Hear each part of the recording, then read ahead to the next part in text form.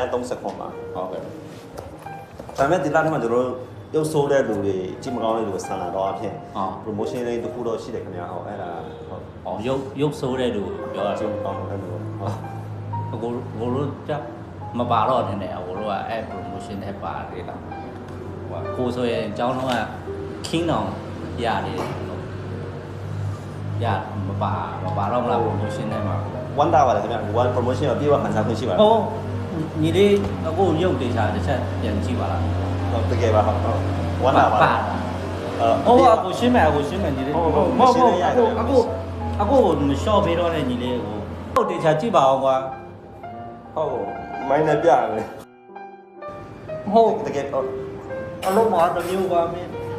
ဟုတ်အခုရုပ်ဒေတာကြည့်ပါဦးညီလေးရဲ့ဟိုရုပ်ဆိုးပါတယ်ခင်ဗျာ